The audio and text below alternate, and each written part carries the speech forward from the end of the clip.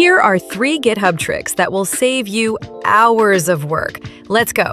Number 1, press the letter T on any repo and boom, you can instantly search through files. When you're on any repo, all you have to do is press the letter T and then you can search through the available files. Number 2, add .dev after GitHub in the URL of any repo and you'll open the repo in a full online editor.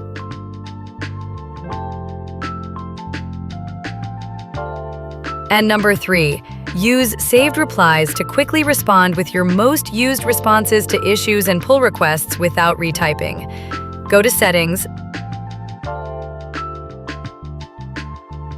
then under Code Planning and Automation, click Saved Replies.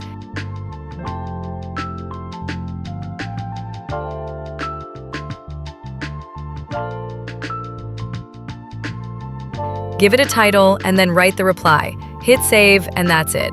Now you can respond with your saved replies at the click of a button. These tricks will save you serious time. Which one will you try first? Drop it in the comments and subscribe for more GitHub hacks.